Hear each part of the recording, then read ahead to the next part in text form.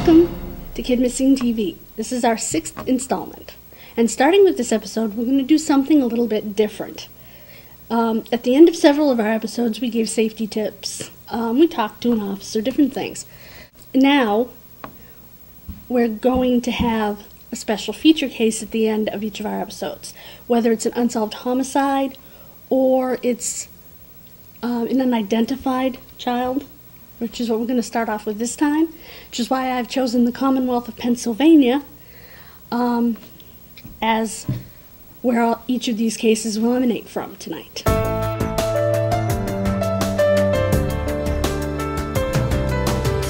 Teresa Rhodes was 13 years old September 27th, 1975, when she went missing from Greensburg, Pennsylvania. Terry, as she was known to her friends and family, had told her parents she was going to a friend's house. It was later learned that a lot of times when she said this, she was going to a party house, which was owned by a friend of a policeman who himself was involved in the drug world and in fact is imprisoned for contract killing. Nice cop. And the man who owned the house had a fondness for young girls. Yeah, that didn't sound too good to me. And her friend did admit that the night that she disappeared, she was in fact at this party house. And that's pretty much all anyone knows about her disappearance because, of course, no one's talking. Terry had a scar on her upper lip. It was believed to be on the left side from a dog bite. Unfortunately, that's all that's known, but I will give you the telephone number, and all of these numbers you'll find at the bottom if you're watching this on YouTube. For the police department, Westmoreland County Detective Bureau, 724-830-3286. 724-830-3286. Michelle Reidenbach was 16 years old when she vanished from Zelienople. I think that's how you say it. Zelienople, Pennsylvania. I apologize if I'm butchering that name. On September 22nd, 1981. She was 5 feet 2 inches tall and weighed 110 pounds. Normally, I don't give you height and weight of the children that I feature because a lot of them are very young. 3-4 years old, and that changes very rapidly if they were alive or kept alive, and raised. So it does absolutely no good. But at 16, that's not going to change, especially in a female, because we stop growing about age 16. Michelle left her job on her break to purchase some cold medication because she wasn't feeling good. There was something going around. And the pharmacy was right next door to a supermarket, and her boss looked over, saw her in the parking lot, talking to someone in a red vehicle, and she never made it back. Everything was left at her job. Her purse, her cigarettes, her school books, everything. In fact, that day at school, she'd had her senior pictures taken. I personally think it's cool they took them at school. We had to pay big bucks for ours. And nobody believes that she ran away because she had a sister who was hospitalized and paralyzed at this time that she was absolutely devoted to. And her mother, in fact, was going to come and pick her up at work after work to go and visit her sister in the hospital, but her mother got caught up in her own job and was running late, so she just ran right to the hospital. So she was unaware that her daughter was missing right away. So that messed with the timeline, In 1993, a newly formed Butler County Task Force re-interviewed with state troopers, re-interviewed people who were interviewed at the time of her disappearance. And the Butler County District Attorney, Cheryl Long, said they had a few leads and she was optimistic about solving the case. The case is still unsolved, and Michelle would be approximately 47 years old today. And the telephone number, if you have a lead in this case, is Zelienople Police Department, 724-287-7769. That's 724-287-7769.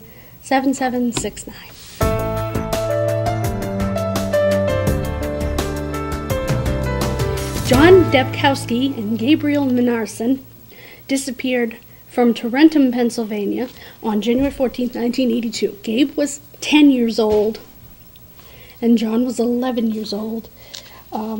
They were best friends. There was evidently a little bit of a wire crossing situation between the parents.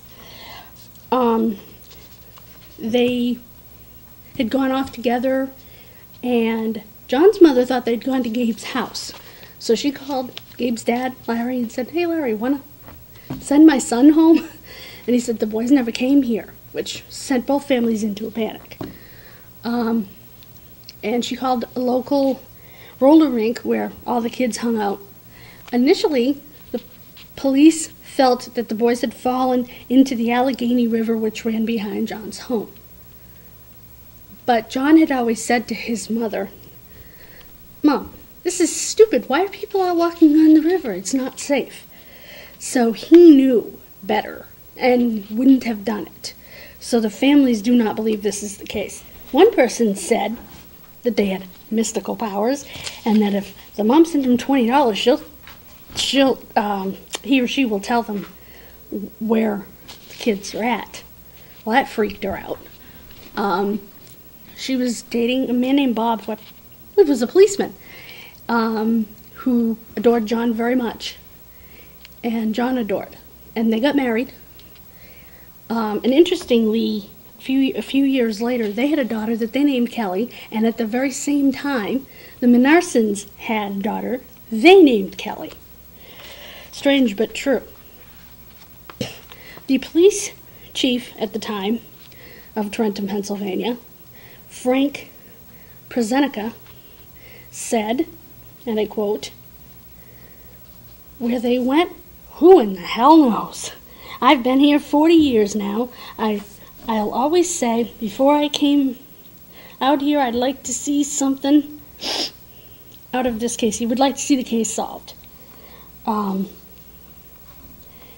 The National Center for Missing and Exploited Children still sends regular correspondence to John's mother with updates and age-progressed photographs. They've even asked her, "How do we get a hold of the Minarsons?" And she said, "Well, they moved away once Gabe would have been 18. And I don't know exactly where they are. So they haven't been able to get a hold of them." So this case now sits in a box in the police department, still unsolved. I believe somebody, probably right within that community, knows. I would like to give you a phone number.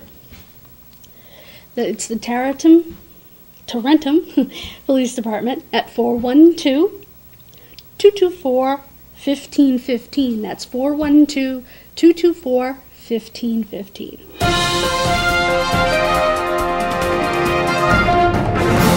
Louis Mackerly was 7 years old when he disappeared from Allentown, Pennsylvania on June 7th, 1984. He went out to play with friends, and some older kids, maybe teenage, were giving him a hard time, so he went to a local hot dog stand where he knew the owner, and the owner was okay with him hanging around. But it was described almost like it was also a little convenience store type thing. And he hung around there for about 45 minutes to avoid the boys. He left and was never seen again. One possible clue is the fact that about 6 months earlier, in January, he had gotten up the courage to tell his parents, the school nurse and the school psychologist, that he had been being molested by a couple he only knew as Frank and Elizabeth. Police were never able to find out who Frank and Elizabeth were, because unfortunately the young child did not know their last name, which I'm sure was by design. So they never punished for what they did to him. One of the things that he did was visit an elderly woman in the neighborhood, kept her company, just a nice little boy. And 11 months after he disappeared, the elderly woman, who didn't live far from his family, was selling her home. And his parents bought the home and moved in so that he would be able to find them if he ever came home. In 1988, a man calling himself David Riggs P.I. said he had a missing children's organization called Search 7. This was a front for his real deal, which was going out and trying to pick up young boys for sexual purposes. Seriously scummy. The case was reopened in 2004. At the time that Lewis was missing, he had 4 missing teeth. Which makes sense. 7 years old. We all lose our teeth at that age. Unfortunately, again, in this case, the timeline is probably a little bit off because on the morning of the day that Lewis disappeared, his mother was in the hospital having a tubal ligation, which means having her tubes tied. Because she had just had his baby sister, who was like 2 months old at the time, and didn't want any more. So because his parents were at the hospital, once again, the timeline may be a little bit off. The telephone number, if you have any information on this case, is the Allentown Police Department. Allentown, I've actually heard of, unlike most of these places, is a small blue-collar town just outside of Philadelphia. The phone number is 610-437-7721. 610-437-7721.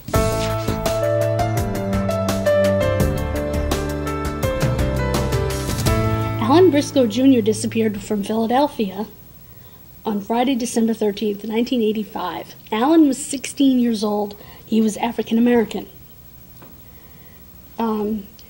Him and his buddy, for whatever reason, decided to leave school early and ride the subway around the city. Not sure how entertaining I would find that, but to each their own, I guess. He eventually got back to his own neighborhood and decided to get on the bus and go visit a female friend. He never arrived home. Unfortunately for his sister, who was 17 at the time, because he had the house key, so she was locked out. So she walked to their grandmother's just down the street and waited for their mother. Their mother was a single mother and worked 2 jobs, so she didn't know what the heck was going on. She had called at 7:30 in the morning, and the kids didn't answer while they were getting ready for school, which didn't alarm her. She called at 3 p.m. when the kids should have been home. Still didn't really alarm her that they didn't answer the phone. They were 16 and 17, they weren't small children. She came home from her second job at 11 p.m. and found her daughter down the street at her mother's house, and that's when they realized that Alan was gone. There was one tip that the investigator Rochelle would like to pursue further. There's a woman in Southwest Philadelphia who thinks that her boyfriend might be Alan. I'm not sure about this one. They contacted the man. The man didn't really want to be bothered. Alan had some pretty unique characteristics that if this man was Alan, should be easy to tell. Alan was bow-legged, and his right shoulder droops when he walks. He has a cracked front tooth. His nicknames were Squeak and Squeaky. This says he would now be 40 years old, but he'd actually be quite a bit older than that. And the case remains open and active and will be investigated, to quote Rochelle, until Alan is found one way or the other. The telephone number, if you have any information about the whereabouts of Alan Briscoe Jr., is the Philadelphia Police Department at 215-685-1173. 215-685-1173.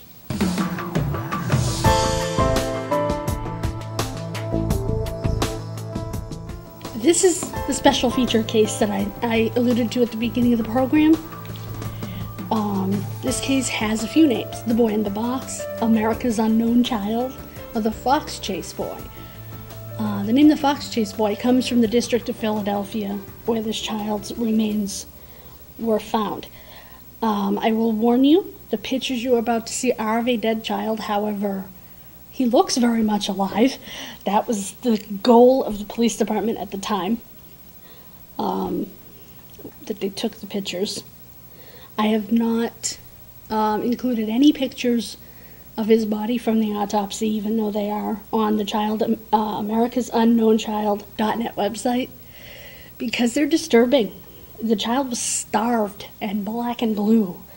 He was found in a box on Susquehanna Road in the Fox Chase District of Pennsylvania, Philadelphia. He was found on Susquehanna Road in a bassinet box, and the only thing that was on that road at that time was a home for wayward girls, and they claim no knowledge of the boy. And most folks don't believe he came from there, although to me it's a good lead. This box came from a local J.C. Penney store. Unfortunately, people didn't use credit cards back then, so not all of the purchasers could be tracked down. The blanket that he was wrapped in was cut in half. No one knows where the other half of the blanket was, although a similar blanket was found near where he was wrapped around a deceased cat. There were several things found in the area because the area was an illegal dump site. Back in the day, back in those days, people created dumps, and for hundreds of years before that, created dumps on their land or wherever. And this was one of those type sites. This was a very sick child. This child had numerous scars from surgeries and different medical procedures. This child had what's called a cut down, according to the medical examiner. A cut down is when they take and they literally here or wherever and cut you open so that they can visually see your vein and put the IV in. It's pretty horrible, and I don't know that they do it all that often anymore. I think it's a very uncommon thing now. And he also had a surgery that appeared that it may have been for a hernia, although they're not absolutely sure. He had all of his baby teeth intact. It's believed he was between 4 and 6 years of age at the time of his what's believed to be murder. The lead on the case for the VDOC Society, which at the end I'll explain to you a little bit about them, is Bill Fleischer. He was a man who actually was on the case back in the day. What I'd like to do, before I talk to you about some of the more interesting leads that have come up in this case, I want to talk to you about the condition of the boy. He was found with this severe haircut that looked like it was home done, and they know it was done at the time of his death because he had little pieces of hair, little clumps of it, all over his naked body. And he also had bruises, finger bruises here, like he was being held and his hair was being cut, like he was fighting it. And this haircut is the first discussion you're going to hear on a clip from my first show that I did about this case on my radio show. I actually did a previous show that I hosted on someone else's show that I don't have access to at this point. And Jim Hoffman, who wrote the book, The Boy in the Box, speaks here about that haircut. She said, is it possible that whoever, even M's mother, whoever had him, is it possible at his young age that he may have attempted to cut his own hair, as I did when I was that age, as my neighbor's little girl just did not too long ago at 3.5? Is it possible that she caught him and the bruises on his head are because she was so mad and she grabbed him? And is it possible that his head hit, you know what I mean? Yeah. That he was killed I hear what you're saying. It is possible. In fury because she caught him cutting his hair? Yeah. But then you know got to what I look mean? at all the facts that we have, and if you consider M's story, some of the facts, no, but it's possible. It's possible, I guess. I do know that M said, if you believe M, you know, some people won't believe her. I do, and she said there was something wrong with him. He had a disability of some sort.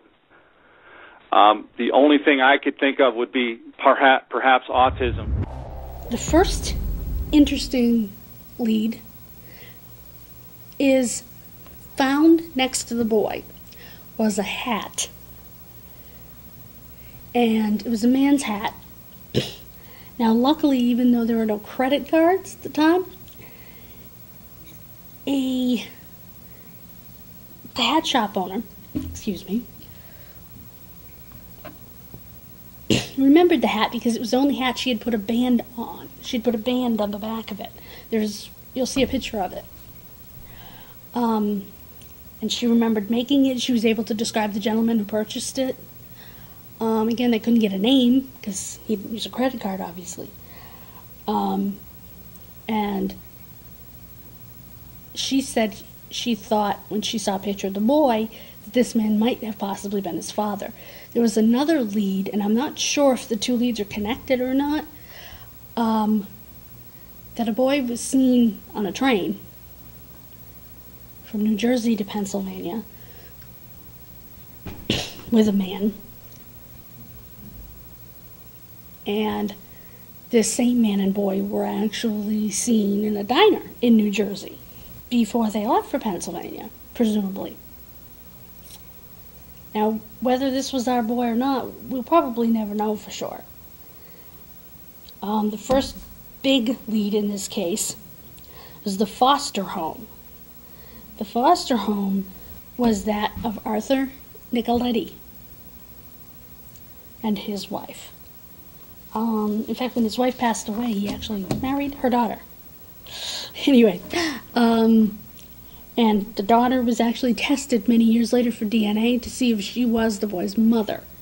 This test was negative. She was not.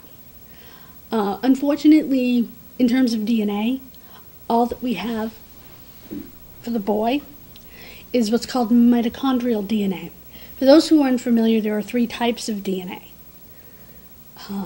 There's nuclear DNA, which is the whole kit and caboodle. You know, your actual, DNA, what you hear of when they do DNA testing for the most part. There's mitochondrial DNA, which is passed unchanged from mother to child, mother to child, mother to child for generations, forever. And there's something called Y DNA, which is passed from father to son, father to son. We girls don't have that. So unless I get somebody related to the boy through his mother, they're not going to be able to match because all they have is mitochondrial. As I understand it, they're going to be attempting to try to get better DNA from the boy. In fact, Bill Fleischer told me, and again, I don't have the clip because I don't have access to the show. I was doing a favor for a friend when I hosted it, that he actually tried to put the boy's DNA through Ancestry DNA to try to determine his lineage, what last names he shares DNA with, things like that. And they said for privacy reasons they couldn't do it. Whose privacy? This child's been dead since 1957. I didn't understand that, and neither did Bill. The foster home was eliminated because of that, but there were a lot of circumstantial pieces of evidence found there. One of the things was there were blankets similar to the blanket that the boy was found in. Unfortunately, it was a mass-produced blanket. There were 2 mills that made it. One of them was in Canada, and one of them, I believe, was in North Carolina. And also, they had a bassinet in the foster home, similar to, one that would have come in a box, like the box the boy was in. By the way, the bassinet that belonged in that box, that came from that box, was white. And we know this because some of the paint rubbed off on the box. But there was never any, real concrete leads as far as to link the foster home, because they just weren't able to get anything that would work in a court of law. The next one, very interesting actually. This woman was known as M, or Mary. In February of 2002, she came forward to her therapist and said, "I think I know who that boy was. His name was Jonathan," which is a name we often use for him because it sounds better than the boy in the box. And so we use that, or we use our boy a lot in our group.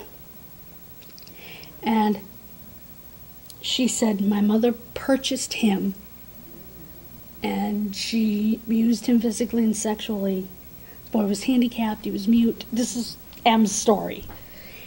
And my mother eventually killed him, and we dumped him. Now, there were a lot of things that matched in her story. One of them was a man had seen what may have been the body dump. He had driven by down Very Road, which is a road that crosses onto Susquehanna. He saw a woman and what he thought was a little boy. But Em says she had to dress up as a boy that night,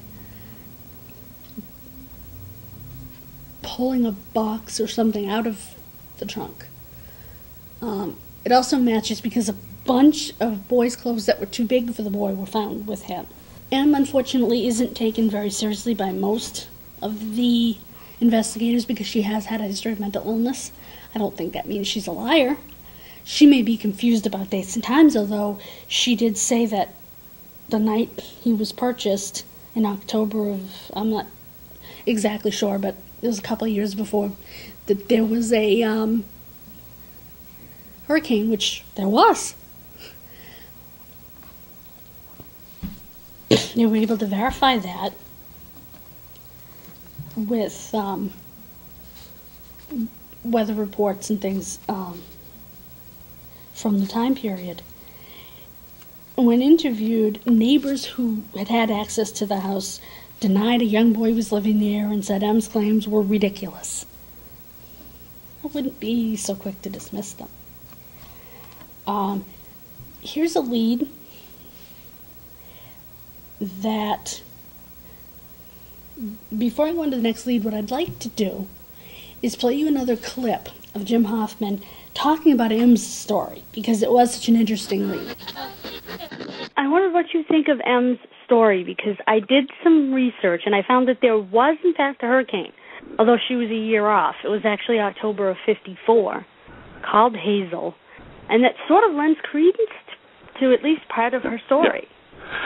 Okay, she was the one that, okay, this I got from Joe McGillen. We talked a lot about it. Joe McGillen, Tom Augustine, Bill Kelly went to Ohio, Cincinnati, to meet with Em. And she was the one that said this. He and Bill Kelly, Joe McGillen and Bill Kelly, researched it and found, in fact, there was the Hurricane Hazel in October. And so that's how they felt, wow, she remembers this hurricane pretty well, that they went to the door, it was really stormy out, the hurricane hit, whatever. And that was when they're buying the boy. The mother's buying the boy. Yep. And so, yeah, so it did give credence in their mind to her story. It's another lead that that Jim focuses on. I didn't include this clip, but it's a lead that he feels needs to be further examined, and I think the DNA needs to be taken from this woman as well. There's a woman named Margaret Martinez, who had killed her own 3-year-old daughter in 1960 and dumped her on the side of the road. And police wondered, and she was in Philadelphia at the time, and police wondered if this could be another child of hers, because she had a history. But again, there's no physical evidence in any of these leads, just a lot of circumstantial evidence. This next lead is the lead that I'm very interested in, although DNA says the mother wasn't the mother, it does not mean that this lead isn't somehow connected. We call this the Dudley lead. Kenneth and Irene Dudley were itinerant carnival workers. And 3 of their children died, and they just left them wherever. Actually, I'm sorry, not 3. 6 of their 10 children died, and they had just left them in various places. They did end up going to jail. They were ruled out again in this case because of DNA evidence. Again, there's only mitochondrial, so who knows? This next lead is definitely not our boy, but it's interesting to note. A little boy that went missing from New York. Now keep in mind, Philadelphia is just across the river from New Jersey and not far from New York. So this is within the realm of possibility. His name was Stephen Craig Damon. And him and his sister were left outside the grocery store. That was not unusual. It was 1956. While their mom went in, he was standing with the stroller. He was 3 years old. His sister was a baby. And they were taken. The sister was left unharmed in the stroller elsewhere and was later found. Stephen was never found, presumably raised by whoever took him. And years later, the sister gave her DNA to see if her brother was, in fact, the boy in the box, America's unknown child. He wasn't. Another really interesting lead that I think is probably the most likely lead, and before I get too far into it, I'd like you to listen to Jim talk about it, because this is someone Jim has worked closely with. He goes by Rutledge in our group, The Boy in the Box, on Facebook, and on his own group, Rut's Details, on Facebook. So please take a listen to Jim as he talks about Rut's lead. Well, basically, Rut, you actually put me in contact with Rut last Thanksgiving. Thanksgiving was the day I got the email through Facebook. His family, and we never talked on the phone. We just communicated by Facebook and email and stuff. His family rented a townhome to a family, a man, a woman, and a son who, in February, disappeared right about the time the boy was discovered. They found, and now his sister's still alive, and she went in the house and is a witness to this. They found blood in the tub with water in it, water in the tub, blood. These people left food, children, like clothing for children, toys. There was a crutch pushed through the wall. And Rut's mother and father, more so the mother, really believed that the boy came from this household, and that they basically had something to do with this boy.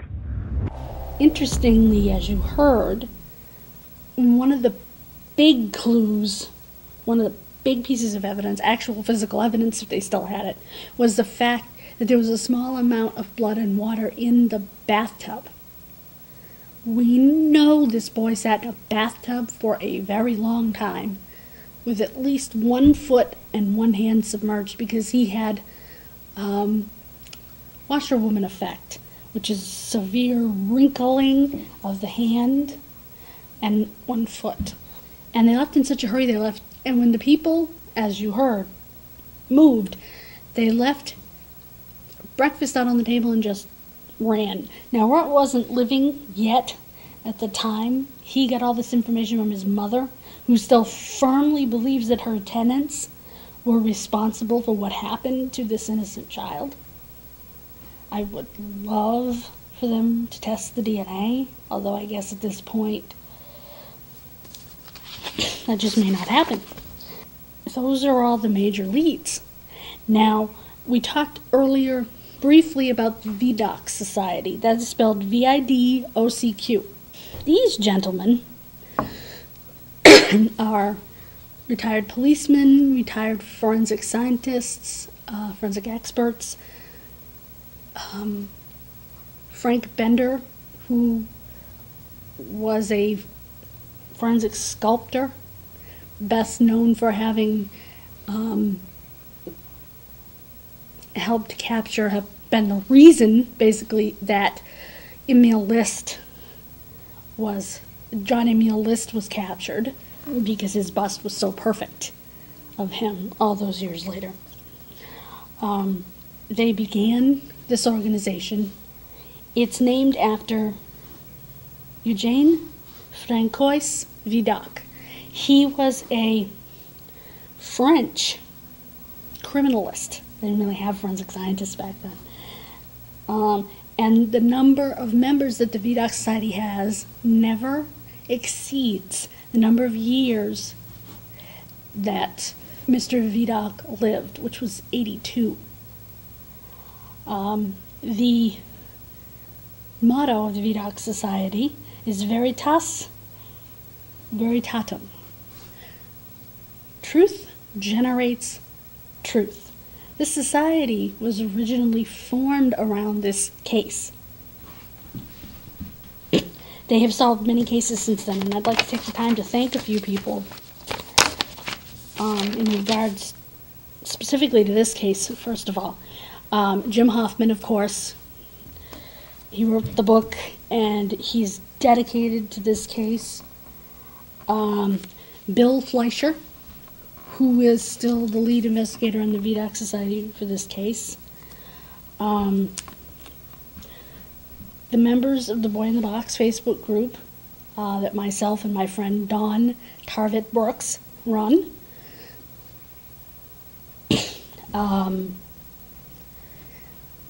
There are so many members of the group. We have 500 now, so I can't name them all, but I can name a few. Peggy, I Care Missing Persons, and many more that I can't even begin to think of. Rut, for not giving up and persevering and making his voice and his story be heard. I would like to thank the America's Unknown Child website, americasunknownchild.net, the VDOC Society, and all those founding members who worked on this case from day one, like Bill Kelly, who passed away just this year, Remington Rem Bristow, who believed that the foster home lead was the best lead. Rem was the medical examiner's investigator, who one of the major jobs of is to identify the unidentified. Sam Weinstein, the first officer on the scene when the boy was found. Joe McGillen, who was one of the earliest officers on the case. And you will see pictures of Bill Kelly and Remington Bristow at the end of the show. Again, these men are heroes, and they are what we refer to in our group as this little boy's dads. They are the fathers that he never had. These men paid for a beautiful monument for this little boy. In 1998, this little boy was exhumed, and that's when the DNA was attempted to be taken. Today, I think they'd have better luck. And they reburied him. They took him out of Potter's Field, gave him a much better stone, which you will also see a picture of, reburied him totally at their expense. And each and every year, the remaining living officers, detectives, and VDOC Society members who've been involved with this case, touched by this case, and regular folks that have been touched by this case, go to the cemetery and hold a memorial. Last year's memorial on the date that he was found, February 25th, was the 50th anniversary, so it was very special. And at least Bill Kelly got to be there before he passed away. Thank you for joining me for this episode, Missing from the Commonwealth of Pennsylvania. Yes, Pennsylvania's a commonwealth, just like Massachusetts, Kentucky, and a few other that I can't think of. And I hope that you also learned a little bit of history in the case of the boy in the box. And again, I want to let you know that I would never show you pictures that I felt were too disturbing. That's why I didn't include pictures of the boy's autopsy, because he was starved to death. He was beaten. It's not the kind of thing you want popping up on your TV screen on cable access. You know, I can't even blame you there, because I wouldn't want, if I had a child, my child turning on cable access and seeing that. So,